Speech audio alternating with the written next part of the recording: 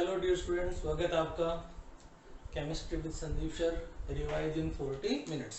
देखिए लास्ट जो क्लास थी अपने स्टीरियो की, जो फर्स्ट क्लास थी उसमें वीडियो बीच में रुक गया था, मेरे को पता नहीं चला था, कुछ लास्ट का पार्ट हट गया था, तो पहले वही करवाते हैं। देखिए हमने जो लास्ट में जो क्वेश्चन देखा था वो अपना चल रहा था आपका, हाँ, ज्यामितीय समायुओं के गुणधर्मों को विस्तार से समझाइए। तो हम ज्यामितीय समायुओं के अगर गुणधर्मों की बात करें तो हम ज्यामितीय समायुओं के गुणधर्मों में ये पढ़ चुके हैं द्विध्रुव आघूर्ण और गलनांक क्वथनांक। देखिए वो चीजें दोबारा देख लेते हैं। अगर द्विध्रुव आघूर्ण की बात करें तो यहाँ क्या होता है, बॉन्ड के इलेक्ट्रॉन खींच रहे हैं, ये वाली स्थिति है। तो यहाँ क्या हो रहा है, दोनों एक तरफ आ रहे हैं, यहाँ क्या है अपोजिट। ऐसे ही इधर ये खींच रहे हैं अपोजिट, यहाँ ये खींच रहा है, इधर ये खींच रहा है, इधर ये खींच रहा है, इधर ये खींच रहा है।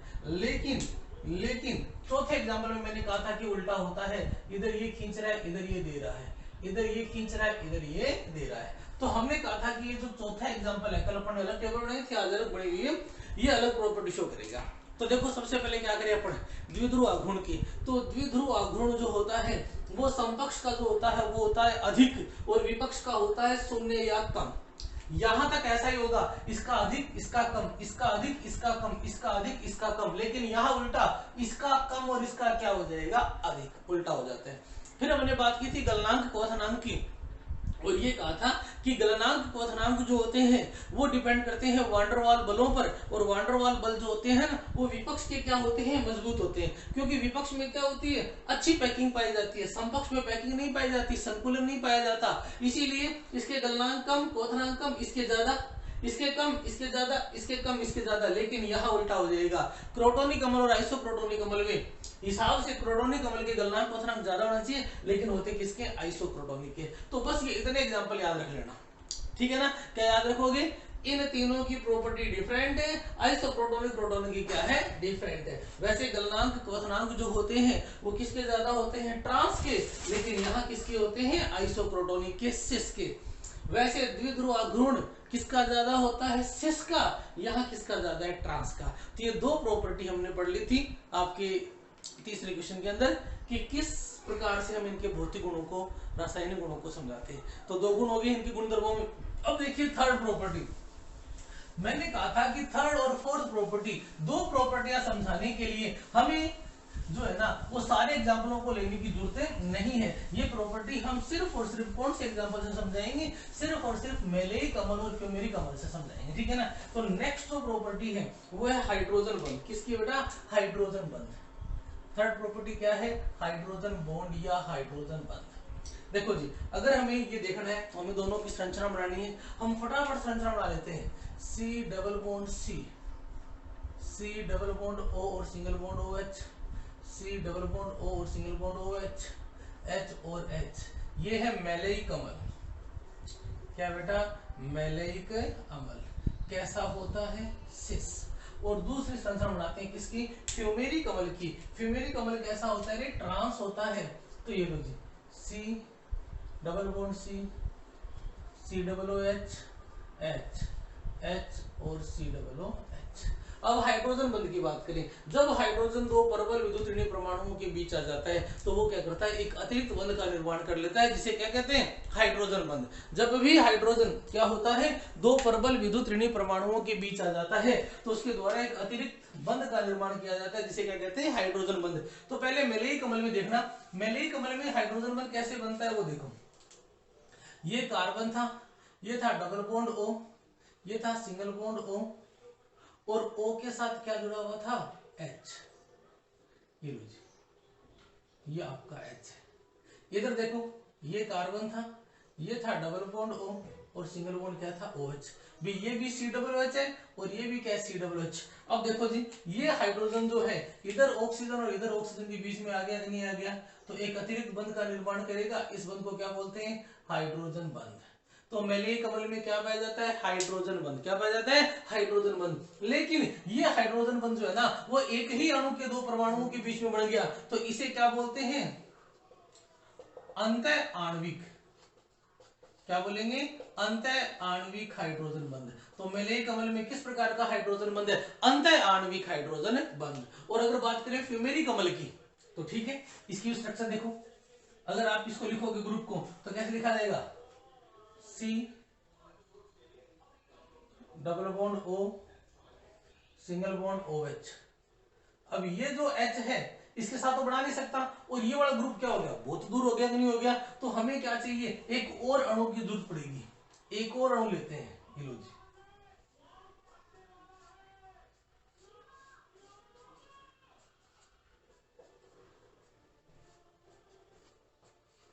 ये लो जी, एक अणु ये था फ्यूमेरिक अम्ल का, एक अणु ये था। अब देखो जी, ये वाला जो हाइड्रोजन है, ये वाला जो हाइड्रोजन है, ये इन दो ऑक्सीजन के बीच में आ गया कि नहीं आ गया, तो यहां क्या बन गया, हाइड्रोजन बंध। लेकिन ये किस प्रकार का है, अंतराण्विक, अंतर आणविक, कैसा है, अंतराण्विक। तो अगर हाइड्रोजन बंध की बात करें तो मैलेइक अम्ल में जो हाइड्रोजन बंध होता है वो अंतर आणविक होता है, यानी एक ही अणु के दो परमाणुओं के बीच में।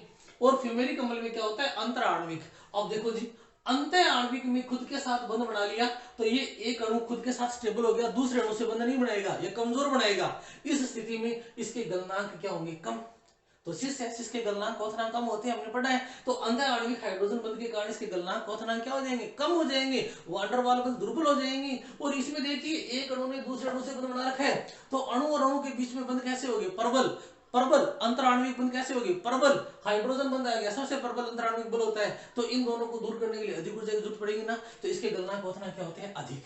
इसीलिए अधिकांशतया, प्रॉपर्टी बता चुका हूं कि कहां गड़बड़ होगी, बाकी अधिकांशतया ट्रांस के गलनांक क्वथनांक क्या होते हैं, उच्च, और सिस के क्या होते हैं, कम। ये भी देख लो, मोस्ट इंपोर्टेंट है, ठीक है ना। मैलेइक और फ्यूमेरिक, मैलेइक में कौन से हाइड्रोजन बंध पाए जाते हैं, अंतर आणविक, और फ्यूमेरिक में कौन से होते हैं, अंतर आणविक। अब देखो चौथी प्रॉपर्टी, नंबर 4, चौथी प्रॉपर्टी जो है ना वो है रासायनिक क्रियाशीलता की। किसकी है, रासायनिक क्रियाशीलता की, या गुणों की, रासायनिक गुणों की। तो नंबर 4, रासायनिक क्रियाशीलता। देखो रासायनिक क्रियाशीलता की बात की जाए तो यहां भी हमें सिर्फ किसका एग्जांपल लेना है, मैलिक अम्ल का और फ्यूमेरिक अम्ल का। और रासायनिक क्रियाशीलता की दृष्टि से यह माना जाता है कि सिस जो होते हैं वो रासायनिक दृष्टि से अधिक क्रियाशील होते हैं, ट्रांस जो होते हैं वो रासायनिक दृष्टि से क्या होते हैं, कम क्रियाशील होते हैं। यानी सिस कम ताप पे उत्पाद बना देते हैं, ट्रांस क्या करते हैं, अधिक ताप पे उत्पाद बनाते हैं। एक एग्जाम्पल देखो, सबसे पहले बात करते हैं किसकी, मैलिक अम्ल की। देखो मैलिक अम्ल, हमने मैलिक अम्ल लिया, मैलिक अम्ल की स्ट्रक्चर क्या होती है, देखिए H C double bond C H C double bond O और O H, C double bond O और ओ एच। ये क्या कहते हैं कि देखिए ये मैलिक अम्ल है, ये सिस है। जब इसे गर्म किया जाता है तो हमें पता है कि गर्म करेंगे तो दोनों ग्रुप पास पास थे, ये लो जी, और पास पास थे तो ये तुरंत क्या करेंगे, जल के अणु का त्याग कर देंगे, नहीं कर देंगे, गर्म करते ही कम ताप पर क्या कर देते हैं, जल के अणु का त्याग कर देते हैं, और क्या बनाते हैं, H C double bond C H C double bond O O C double bond O, ये वाली संरचना बना देते हैं। ये है मैलिक अम्ल, और ये हो गया मैलिक एनहाइड्राइड। ये लो जी, जब हम मैलिक अम्ल, वीडियो चल रहा है क्या, हाँ, जब हम मैलिक अम्ल की बात करते हैं तो मैलिक अम्ल क्या करता है, तुरंत मैलिक एनहाइड्राइड का निर्माण कर लेता है, तुरंत कर लेता है। इसका मतलब ये विक्रिया जो होती है वो क्या होती है, कम ताप पर संपन्न होती है। और ये जो ताप होता है वो आपका कितना होता है बेटा, ये होता है 140 डिग्री सेल्सियस, बहुत ही कम ताप, 140 डिग्री सेल्सियस। क्लियर है। अब अपन बात करें किसकी, अब अपन बात करते हैं किसकी, फ्यूमेरिक अम्ल की। फ्यूमेरिक अम्ल, देखो जी फ्यूमेरिक अम्ल की बात करें तो फ्यूमेरिक अम्ल की स्ट्रक्चर ये है,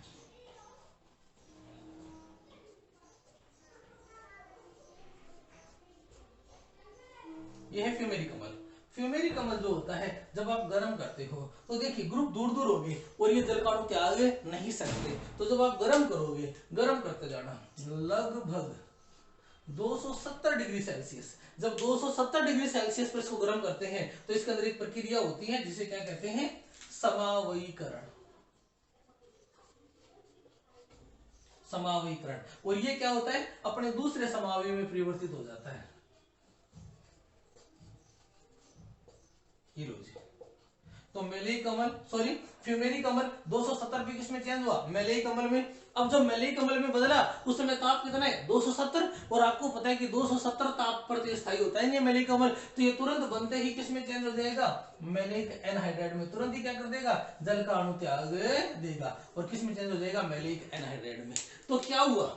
मेलेइक कमल तो सिर्फ 140 डिग्री सेल्सियस पे किसमें चेंज हो गया? मेलेइक एनहाइड्राइड में। लेकिन फ्यूमेरी कमल को मेलेइक एनहाइड्राइड में चेंज होने के लिए कितना ताप चाहिए? 270 डिग्री सेल्सियस। क्यों? क्योंकि पहले फ्यूमेरी कमल किसमें चेंज होगा? मेलेइक कमल में, अपने समावयी में चेंज होगा और उसके बाद किसमें चेंज होगा? मेलेइक एनहाइड्राइड के अंदर। तो इस बात का ध्यान रखना कि फ्यूमेरी कमल मेलेइक कमल में जो चेंज होता है, मेलेइक एनहाइड्राइड में जो चेंज होता है, उसके लिए ताप होता है 270 डिग्री सेल्सियस और इसके लिए कितना होता है? 140 डिग्री सेल्सियस। तो बताइए जी इसमें कोई प्रॉब्लम? ये देखो जी, ये जो चीज है ये बताती है कि सिस जो समावी होता है वो क्या होता है? अधिक क्रियाशील होता है और ट्रांस समावी क्या होता है? कम क्रियाशील होता है। इसके साथ अपने 3 प्रश्न हो गए। ठीक है, इसके साथ ही तुम्हारी ज्यामितीय समानता भी क्या होती है? खत्म होती है। अब नेक्स्ट क्वेश्चन देख लो, तुम्हारे पास सबके पास पीडीएफ है? हाँ, जिनके पास पीडीएफ नहीं है उनको मैं कल की क्लास में टेलीग्राम का लिंक दूंगा। ये सारे वीडियो भी और इसके अलावा जितने भी मैं क्वेश्चन पेपर बना रहा हूँ, इनके अलावा तुम्हारे जो बोर्ड के पेपर बनाऊंगा मैं इंपॉर्टेंट, इसी बोर्ड की 2021 के लिए जो इंपॉर्टेंट पेपर बना रहा हूँ, कम से कम 5 पेपर तुम्हें टेलीग्राम वाले उस लिंक पे मिलेंगे। मेरे चैनल पे आ जाना, कल के दिन आपको लिंक दे दिया जाएगा। ठीक है ना? हो सकता है नेक्स्ट क्लास जो आए उसके डिस्क्रिप्शन बॉक्स में आपको लिंक मिल जाए या मैं यहाँ भी बता दूंगा आपको। ठीक है ना? अभी वो चैनल तैयार हो रहा है तो कल आपको दे दिया जाएगा। उसमें और भी वीडियो मिलेंगे आपको, छोटे मोटे और वीडियो इनके अलावा, और जो भी इन्फॉर्मेशन होगी वो सारी क्लास की भी इन्फॉर्मेशन आपको वहां मिल जाएगी हर दिन कि किस टाइम क्लास लगेगी। ठीक है, चलो ठीक है। नेक्स्ट क्वेश्चन, समतल ध्रुवित प्रकाश या एक वर्णीय प्रकाश किसे कहते हैं? चलो जी नेक्स्ट क्वेश्चन देखते हैं। अब हम ज्यामितीय समावता से थोड़े आगे आ चुके हैं। किधर आ चुके हैं? प्रकाश या समावता की ओर। ठीक है, तो चलो, दो चीजें होती है, एक वर्णीय प्रकाश और दूसरा होता है समतल ध्रुवित प्रकाश। ठीक है, तो देखो जी क्या होता है वो देखो, सुनो बेटा। सामान्य जो प्रकाश होता है, एक होता है सामान्य प्रकाश, सामान्य प्रकाश। सामान्य जो प्रकाश होता है वो होता है बहुवर्णी। कैसा होता है बेटा? बहुवर्णी, पॉलीक्रोमेटिक, पॉलीक्रोमेटिक। और इस सामान्य प्रकाश को हम ऐसे दर्शाते हैं, ये लो जी, ये सामान्य प्रकाश है, इसको ऐसे दर्शाते हैं, एक क्रोम ये रहा, ये लो जी, ये सामान्य प्रकाश है। इसको दर्शाओगे तो इसके क्रोम क्या होंगे? हर दिशा में दिखाई देंगे। बहु मतलब बहुत सारे। जब आपका प्रकाश पॉलीक्रोमेटिक है तो वो बहुवर्णीय होगा। अब तुम इस प्रकार से दर्शाओ या इसके साथ एक डॉट लगा दो, कोई फर्क नहीं पड़ता। ये है बहुवर्णीय प्रकाश। ये लो जी, हम ये दर्शा रहे हैं, ये क्या होता है? बहुवर्णीय प्रकाश। ये सामान्य प्रकाश होता है। अब इस सामान्य प्रकाश को जब किसी विशेष उपकरण में से गुजारा जाता है, उपकरण एक होता है निकोल प्रिज्म, क्या होता है? Nicol prism. या इसके अलावा एक होता है पोलेरॉइड, क्या होता है? पोलेरॉइड। इन पोलेरॉइड में से गुजारते हैं। तो देखो पोलेरॉइड में क्या होता है? एक विशेष प्रकार की व्यवस्था होती है।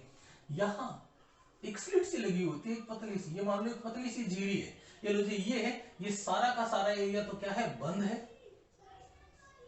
और सिर्फ ये इतनी जगह है जहां से प्रकाश गुजर रहा है। तो जब आपका प्रकाश इसमें एंटर करेगा तो वो वाला वर्ण जो इसकी सीध में आता है वो तो आगे निकल जाएगा, आगे निकल जाएगा, और बाकी सारे वर्ण इसके द्वारा रोक लिए जाएंगे ना। तो जब यहां से प्रकाश गुजरेगा तो देखो क्या होगा, यहां से जैसे ही प्रकाश गुजरता है, एक वर्ण को छोड़ के बाकी सारे वर्ण पीछे रोक लिए जाते हैं। ऐसा प्रकाश क्या कहलाता है? एक वर्णी प्रकाश। क्या कहलाता है? एक वर्णी। यानी जब प्रकाश ने यहां एंटर किया तो एक वर्ण तो ये था और ये इसके बाकी सारे वर्ण थे। अब देखो जी, कोई सा भी वर्ण हो, इस एक वर्ण को छोड़ के बाकी सारे वर्ण या रुक जाएंगे, नहीं रुक जाएंगे। इतनी सी जगह थी, इसमें से एक वर्ण क्रॉस कर गया, बाकी सारे वर्ण रुक गए। तो ये वाला प्रकाश क्या था? एक वर्णी या समतल ध्रुवित प्रकाश। तो ऐसा प्रकाश जिसमें सिर्फ एक ही वर्ण पाया जाता है, एक विशिष्ट प्रकार के वर्ण वाला प्रकाश क्या कहलाता है? समतल ध्रुवित प्रकाश या एक वर्णी प्रकाश। आपकी बुक या आपके नोट्सों में एक वर्णी प्रकाश को ऐसे भी दर्शाया जाता है कि ये एक वर्णी प्रकाश है। हम ऐसे भी दर्शाते हैं कि ये क्या है, एक वर्णीय प्रकाश है। ये तो है, इसको ऐसे डायग्राम बना दो तो ये क्या बन जाएगा, एक वर्णीय प्रकाश। क्लियर है। तो जब बहुवर्णीय प्रकाश को, सामान्य प्रकाश को किसी निकोल प्रिज्म या पोलराइड में से गुजारते हैं तो निकलने के बाद बचने वाला सिर्फ एक वर्ण वाला प्रकाश क्या कहलाता है, एक वर्णीय प्रकाश या समतल ध्रुवित प्रकाश। समझ में आया क्या बेटा? चलो जी नेक्स्ट क्वेश्चन। एक वर्णीय प्रकाश आ गया। अब क्या कहते हैं कि क्या प्रकाश क्रिया योगी केवल समतल ध्रुवित प्रकाश का ही गुणन कर सकते हैं? ये प्रश्न समझने के लिए थोड़ा समय पढ़ना पड़ेगा। चलो जी बताओ जी, एक वर्णीय प्रकाश समझ में आ गया। अब अपने एक टॉपिक और पढ़ते हैं, प्रकाश स्क्रिय योगी किसे कहते हैं। इसके साथ साथ वो आएगा, फिर आगे वाला प्रश्न करेंगे। एक वर्णीय प्रकाश पोलराइड में से गुजारने के बाद बना हुआ प्रकाश समतल ध्रुवित प्रकाश होता है। विशेष प्रकार जैसे सोडियम लैंप की लाइट होती है, हीलियम की लाइट होती है, विशिष्ट लाइट है जैसे मरकरी की लाइट होती है, तो वो क्या होते हैं, एक वर्णीय प्रकाश होते हैं। अब देखो जी नेक्स्ट जो टॉपिक है, ये प्रश्न में नहीं है लेकिन तुम पढ़ो, इसके बाद ही आगे वाला प्रश्न कर सकते हो। प्रकाश स्क्रिय यौगिक, ऑप्टिकल एक्टिव कंपाउंड। देखिए ये बहुत अच्छा कंसेप्ट है, इसके बाद बहुत सी चीजें समझ में आ जाएगी। देखो हमने कोई पदार्थ लिया, ये लो जी, हम यहाँ क्या किसी पदार्थ का जलीय विलयन ले रहे हैं, क्योंकि सैंपल के रूप में लिया जाता है पदार्थ। ये है सैंपल, नमूना। यहाँ कोई पदार्थ लिया और इस पदार्थ में हम क्या करते हैं, एक वर्णीय प्रकाश प्रवाहित करते हैं। किसी नमूने से, किसी नमूने के जलीय विलयन से क्या प्रवाहित किया जाता है, एक वर्णीय प्रकाश। किसी नमूने के जलीय विलयन से क्या प्रवाहित किया जाता है, एक वर्णीय प्रकाश। जब ये एक वर्णीय प्रकाश, जब ये एक वर्णीय प्रकाश इस नमूने में से गुजर के बाहर निकलता है तो देखो तीन चीजें हो सकती है। नंबर एक, तुम्हारा प्रकाश जैसे आया था वैसे के वैसे निकल गया। हमने एक वर्णीय प्रकाश डाला नमूने के अंदर और थोड़ी देर बाद नमूने से क्या था, प्रकाश जैसा आया वैसा का वैसा निकल गया। अगर ये वाली स्थिति है कि प्रकाश जैसा आया था वैसा का वैसा निकल गया, तो तुम्हारा जो पदार्थ है ये होता है प्रकाश निष्क्रिय। क्या होता है, प्रकाश निष्क्रिय, यानी इसका एक वर्णीय प्रकाश पे कोई प्रभाव नहीं है। 2 नंबर और 3 नंबर, इन दो चीजों में क्या होता है, इस प्रकाश पे कोई ना कोई प्रभाव पड़ता है। अगर इस प्रकाश पे सैंपल का कोई प्रभाव नहीं पड़ता तो पदार्थ है प्रकाश निष्क्रिय, और यदि प्रभाव पड़ता है तो पदार्थ है कैसा, प्रकाश सक्रिय। कैसा है, प्रकाश सक्रिय। अब देखो क्या प्रभाव पड़ता है, देखो जी ये बात कर रहे हम, पहले एक वर्णीय प्रकाश जो था वो यहां था, ये देखो वर्ण है कि नहीं, हमने ये वर्ण रोटेट बना दी। अब गुजरने के बाद एक वर्णीय प्रकाश क्या होगा, अपने मुख्य अक्ष से घूम गया। जिस अक्ष पे गया था वहां नहीं मिला, अपने मुख्य अक्ष से घूम गया। या तो ऐसे घूम गया, या क्या होता है, दो स्थितियां हो सकती हैं, या तो मुख्य अक्ष से घूमेगा या मुख्य अक्ष से नहीं घूमेगा। नहीं घूमेगा तो प्रकाश निष्क्रिय, और जब घूमेगा तो घूमने के बाद फिर से दो स्थितियां होती हैं।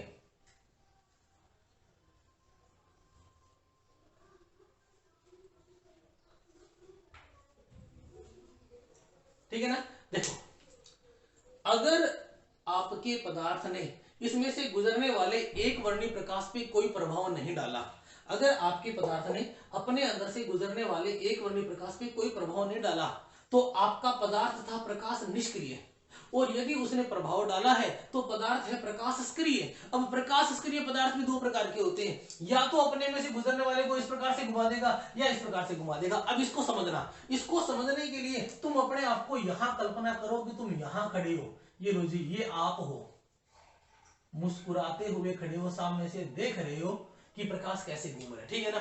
सपोज करो ये एक वर्णीय प्रकाश आपकी तरफ आ रहा है, अब क्या होगा, तुम वहां खड़े हो ना, अब ये कैमरे की तरफ आ रहा है, तो ये आया और गुजरने के बाद या तो यूं घूम गया या यूं घूम गया। देखो ध्यान रखना, प्रकाश की दिशा ये है तो ये दिशा के लंबवत घूमता है, ऐसे कभी नहीं घूमेगा, कभी नहीं घूमेगा। ये आपकी तरफ आ रहा है तो ये इसका मुख्य अक्ष है, अब ये या तो यूं घूमेगा या यूं घूमेगा। ठीक है ना। तो तुमने देखा, ये लो जी पहली स्थिति की बात कर रहा हूं, आपकी तरफ प्रकाश आया, आपने देखा और प्रकाश यूं घूम गया, ये प्रकाश यहां था, इधर घूम गया।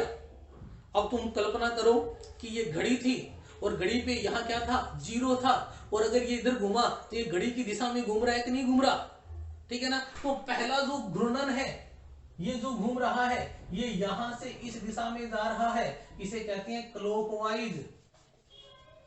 क्या कहते हैं, क्लॉकवाइज। और दूसरा जो घूर्णन है, ये प्रकाश आया, यहाँ 0 था और ये इधर घूम गया, अगर ये उल्टा घूम रहा है तो इसे क्या बोलेंगे, एंटी क्लॉकवाइज। ये लो जी, उल्टा क्या हो गया। अब देखो जी, ये चीजें कई बार ऐसा दिखता है कि आपको हो सकता है ये क्लॉकवाइज दिख रहा होगा जी, ये घूम रहे हैं, तो आप इसको ध्यान रखना। यदि हमने अपने द्विविमीय डायग्राम में बोर्ड पे अक्ष से आगे लेके गए हैं, बोर्ड पे अक्ष से आगे लेके गए हैं, तो वो वास्तव में क्लॉकवाइज घूम रहा है, और बोर्ड पे अक्ष से पीछे रखा है तो वो वास्तव में क्या घूम रहा है, एंटी क्लॉकवाइज। अब देखो जी, यदि यहां 0 डिग्री था और ये घड़ी की दिशा में घूम रहा है तो मान प्लस में आएगा कि नहीं आएगा, तो क्लॉकवाइज रोटेशन का नाम प्लस भी है, और ये 0 था, एंटी क्लॉकवाइज घूम रहा है तो मान माइनस में आएगा कि नहीं आएगा, तो एंटी क्लॉकवाइज का क्या है, माइनस भी है। तो सुनो, ये जो प्यारा बच्चा है ये सुन रहा है, आप भी सुनो।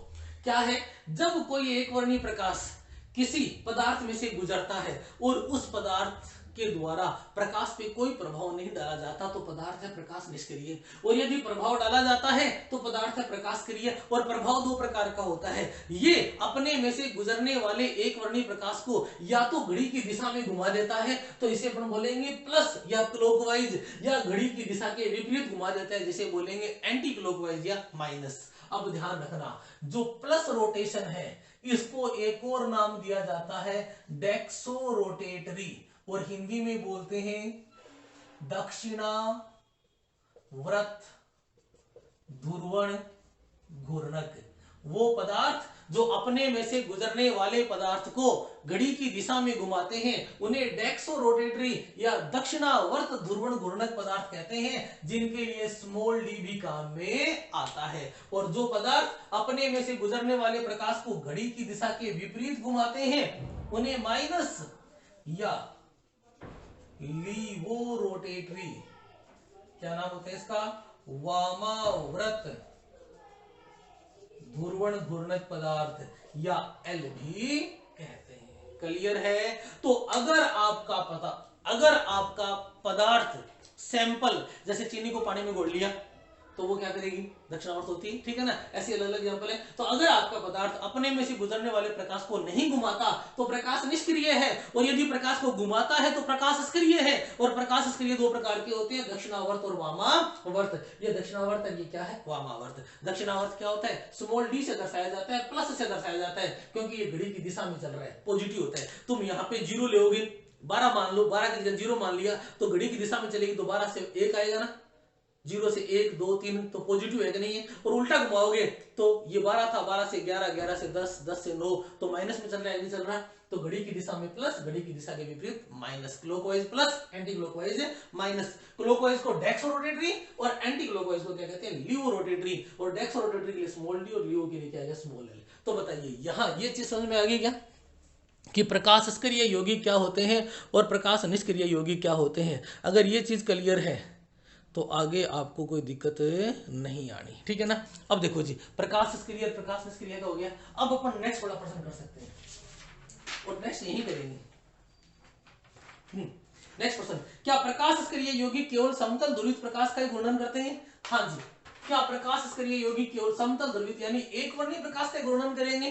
तो सुनो, प्रकाश सक्रिय यौगिक एक वर्णीय, बहुवर्णीय सभी प्रकाश का घूर्णन करते हैं, लेकिन स्टडी केवल एक वर्णीय के लिए करते हैं। क्यों? क्योंकि यदि आपने बहुवर्णीय लिया होता, सपोज करो ये बहुवर्णीय है, तो बहुवर्णीय प्रकाश में आपने स्टडी की तो बहुवर्णीय प्रकाश इसमें से जाके घूमा है, तो घूमने के बाद भी खूब सारे वर्ण है तो पता ही नहीं चलेगा कि घूमा कि नहीं घूमा।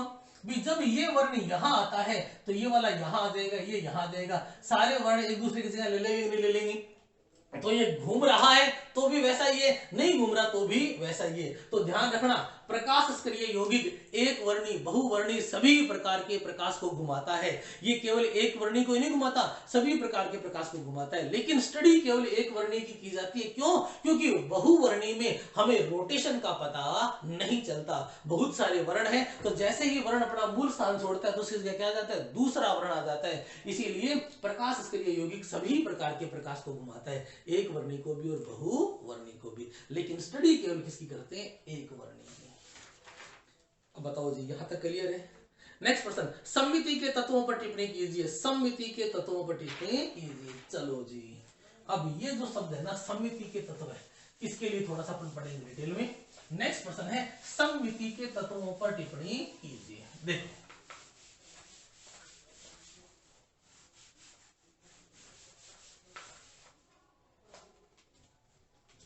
सममिति के तत्व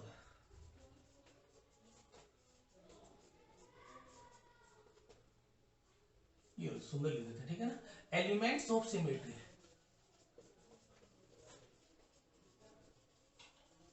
एलिमेंट्स ऑफ सिमेट्री या सममिति के तत्व। देखो क्या होता है, सममिति के तत्वों की बात की जाए तो क्या कहता है सममिति के तत्व। सुनो, कोई भी यौगिक प्रकाश सक्रिय है, कोई भी यौगिक क्या है, प्रकाश सक्रिय है। तो प्रकाश सक्रिय होने के लिए उसमें किरेल कार्बन होना जरूरी है, ये शब्द आगे क्वेश्चन में आएगा। और किसी में किरेल होने के लिए उसका असम्मित होना चाहिए, यानी यौगिक प्रकाश सक्रिय तभी होगा जब जो कैसा है वो असम्मित। कोई भी यौगिक प्रकाश सक्रिय तभी होता है जब वो असम्मित होता है, और असम्मित तब होगा जब उसमें सम्मिति नहीं होगी। किसी भी यौगिक को प्रकाश सक्रिय होने के लिए उसका कैसा होना जरूरी है, असम्मित। कैसा होना जरूरी है बेटा, असम्मित। और वो असम्मित तब होता है जब उसमें सम्मिति नहीं होती। और किसी चीज की सम्मिति बताने के लिए जो चीजें काम में आती है वो आती है सम्मिति के तत्व में। कोई पदार्थ सम्मित है या नहीं है, इसके बारे में पता लगाने के लिए किसको काम में लेते हैं, सम्मिति के तत्व। तो ध्यान रखना, यदि किसी यौगिक में सम्मिति का एक या एक से अधिक तत्व पाया जाता है तो वो यौगिक सम्मित हो जाता है। सम्मित है यानी वो असम्मित नहीं है, और असम्मित नहीं है तो वो प्रकाश क्रिय नहीं है। क्लियर है? तो किसी यौगिक का प्रकाश क्रिय होने के लिए उसमें क्या होना चाहिए, असम्मिति। और असम्मिति के लिए उसमें कोई सम्मिति का तत्व नहीं होना चाहिए। तो सुनो जी, मुख्य रूप से समिति के 4 तत्व होते हैं। अपने सिलेबस में 3 है तो 3 पढ़ेंगे। तो देखो जी, समिति का पहला तत्व है, पहला तत्व होता है सम्मिति तल। क्या होता है, सम्मिति तल। दूसरा होता है सम्मिति केंद्र, और तीसरा होता है सम्मिति अक्ष। सम्मिति अक्ष, ये लो जी, इनको याद रखना। इसको बोलते हैं प्लेन ऑफ सिमेट्री, इसको बोलते हैं सेंटर ऑफ सिमेट्री, इसको बोलते हैं एक्सिस ऑफ सिमेट्री। सम्मिति तल क्या होता है, प्लेन ऑफ सिमेट्री। सम्मिति के अंदर क्या होता है, सेंटर ऑफ सिमेट्री। और सम्मिति अक्ष क्या होता है, एक्सिस ऑफ सिमेट्री। तो यदि इन तीनों के ऊपर स्टडी कर लें और किसी भी यौगिक में इसमें से एक या एक से ज्यादा तत्व उपस्थित है तो वो यौगिक सक्रिय नहीं होगा, क्योंकि ऐसे यौगिक सम्मित हो जाते हैं। सम्मित यौगिक जो होते हैं वो प्रकाश क्रिय नहीं होते। तो सबसे पहले बात करते हैं किसकी, सम्मिति तल। नंबर 1, सम्मिति तल, प्लेन ऑफ सिमेट्री। देखो, किसी यौगिक में एक ऐसा काल्पनिक तल, प्लेन यानी प्लेन यानी तल, एक ऐसा काल्पनिक तल जो उस यौगिक को 2 दर्पण प्रतिबिंबों में बांट दे, या एक दूसरे के दर्पण प्रतिबिंबों में बांट दे, क्या कहलाता है, सम्मिति तल। ठीक है ना। इसको ऐसे समझना, हमने एक यौगिक लिया था और यौगिक है ए। क्या बेटा, ए, ये है। तो देखो, इसमें कोई ऐसा तल सोचो, तो मैंने एक काल्पनिक तल बना लिया, ये लो जी। अब देखो जी, इस काल्पनिक तल के इधर जो भी है वो इसका मिरर इमेज है कि नहीं। तो ऐसा काल्पनिक तल जो किसी पदार्थ को 2 दर्पण प्रतिबिंबों में बांट दे, क्या कहलाता है, सम्मिति तल। तो ए में पाई जाती है कि नहीं पाई जाती सम्मिति तल। ऐसे ही बी, अब देखो जी, बी है, बी में यहां पाई जाती है, ये रहा सम्मिति तल। क्लियर है? हमारे पास है एम, एम देखो जी, ये रही सम्मिति तल है कि नहीं। अच्छा, मैंने लिया एन, अब अगर तुम इसके अंदर कहीं भी सोच लेना, क्या सममिति तल है क्या? क्या दोनों एक दूसरे के दर्पण प्रतिबिंब है क्या? नहीं है। तो किसी यौगिक में पाया जाने वाला ऐसा काल्पनिक तल जो उस यौगिक को दर्पण प्रतिबिंबों में तोड़ दे, क्या कहलाता है? सममिति तल। अब देखो जी, एक यौगिक है CH2 डबल बॉन्ड CH2। बताइए जी, इसके अंदर अगर मैं इसको यहां से तोड़ देता हूं तो दोनों तरफ क्या एक दूसरे की मिरर इमेज आ गई कि नहीं आ गई? तो इसमें क्या पाया जाता है? सममिति तल। तो जिन यौगिकों में सममिति तल पाया जाता है वो सम्मित हो जाते हैं, सम्मित हो जाते हैं। उनमें क्या पाई जाती है? असम्मिति नहीं पाई जाती, वो प्रकाश क्रिया नहीं होते। इसके अलावा एक यौगिक और है फेमस तुम्हारा, बेंजीन। कहीं से तोड़ दो, अनंत सममिति तल पाए जाते हैं। कहीं से भी तोड़ दो, कहीं से भी तोड़ दो, कहीं से भी तोड़ दो, हर तल के ऊपर ये क्या कर रहा है? दो मिरर इमेज का निर्माण कर रहा है हर स्थिति के अंदर, ठीक है ना? तो ऐसे यौगिक जिनमें सममिति तल पाया जाता है वो सम्मित होते हैं, सम्मित होते हैं, वो प्रकाश क्रिय नहीं होते। तो पहला सममिति का तत्व समझ में आया, सममिति तल।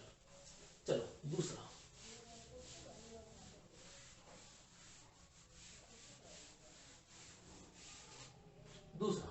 सममिति केंद्र।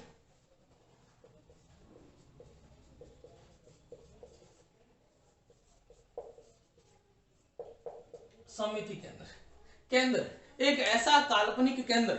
सममिति केंद्र में क्या आएगा? एक ऐसा काल्पनिक केंद्र, एक ऐसा काल्पनिक केंद्र जिससे विपरीत दिशाओं में चलने पर समान स्थितियां प्राप्त होती हैं।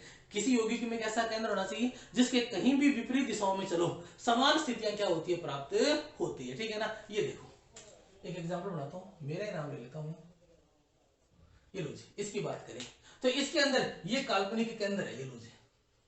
अब इस काल्पनिक केंद्र से कहीं भी विपरीत दिशाओं में चल के देख लो, हम इधर गए, हमें जो जो जहां जहां मिला वो भी उधर मिला कि नहीं मिला? हम इस दिशा में गए, विपरीत दिशाओं में समान स्थिति है कि नहीं? हम इस दिशा में गए, यहां जो मिला वो सेम यहां विपरीत मिला कि नहीं मिला? तो ये कौन सा केंद्र हो गया? सममिति केंद्र।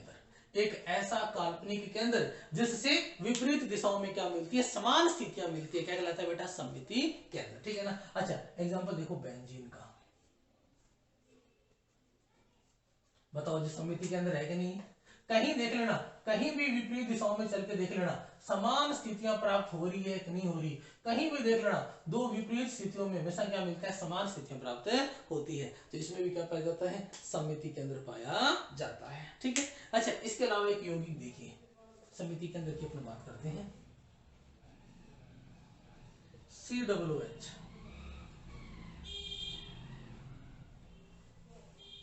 इसको छोड़ो, सममिति तल की बात थी, ये एग्जांपल वहां रहेगा तो कोई बात नहीं। ये देखो जी,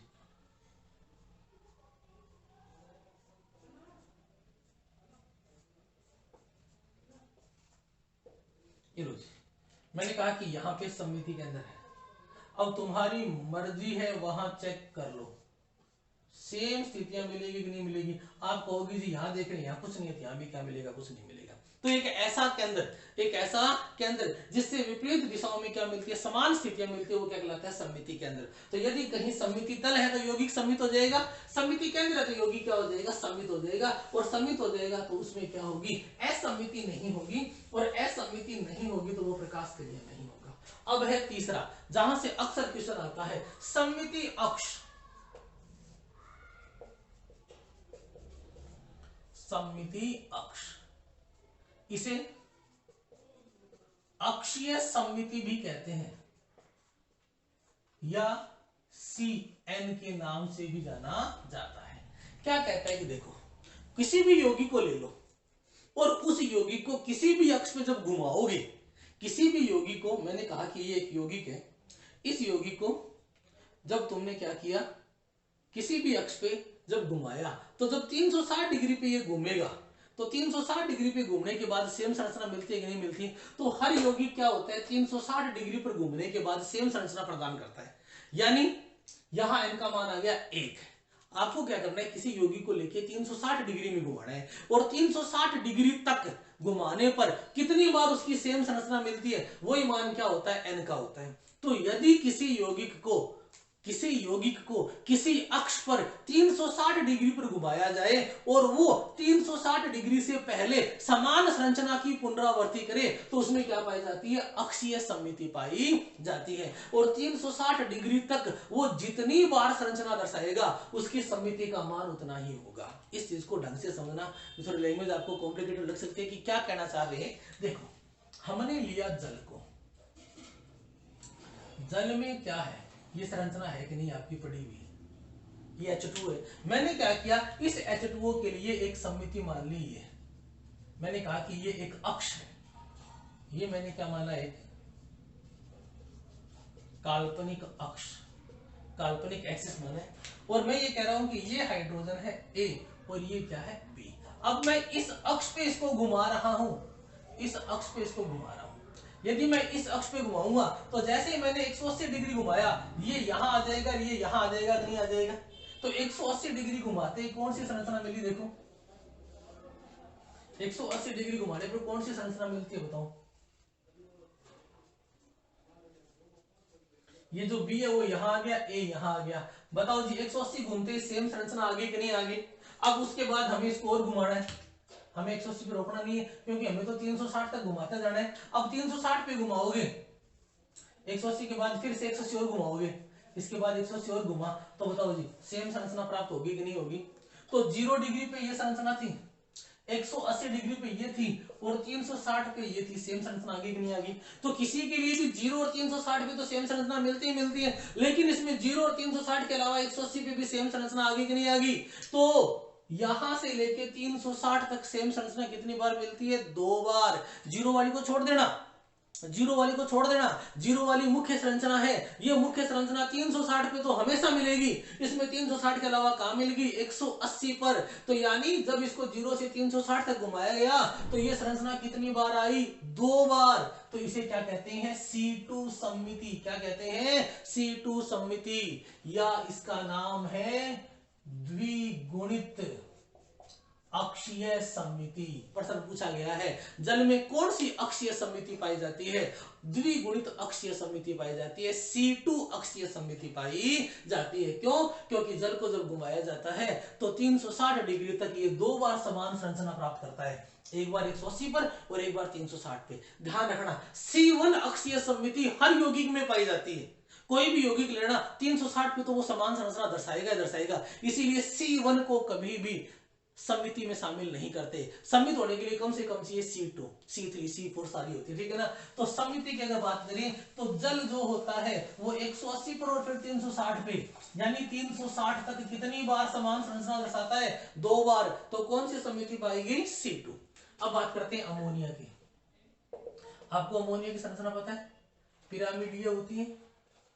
ये लो जी, मैंने इसको A माना, B माना और C माना, और इसके अंदर भी एक काल्पनिक अक्ष ले लिया, ये लो जी, क्योंकि ये तो नीचे झिरनी जैसी संरचना है और इसको मैं घुमा रहा हूं। अगर घुमाऊंगा तो ये वाला ग्रुप यहां जाएगा, ये वाला ग्रुप इधर और ये वाला ग्रुप यहां आएगा कि नहीं आएगा। तो जब मैंने इसको घुमाया, ये कौन सी संरचना थी, 0 डिग्री पे। फिर मैंने इसको घुमाया, जब 120 डिग्री पे घुमाया तो देखो क्या संरचना मिल गई, नाइट्रोजन। ये मिल गई कि नहीं मिल गई।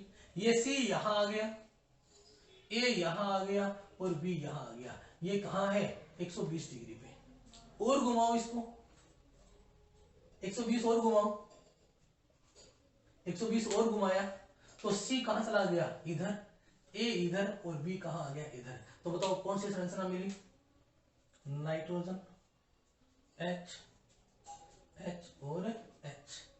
ये A था वो यहां आ गया, B यहां आ गया, C यहां आ गया। अब ये संरचना थी 0 पे, फिर आई 120 पे, ये किस पे थी, 240 पे। अब इसको और घुमाओ, और घुमाओगे तो C इधर, A इधर और B इधर। C जैसे ही वहां जाएगा सेम संरचना आगे की नहीं आगे। तो 120 डिग्री पे और घुमाती, क्या आ गया, 360 डिग्री।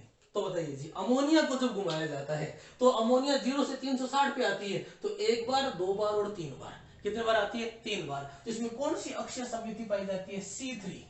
या एक और क्या नाम हो गया, त्रिगुणित अक्षीय सममिति।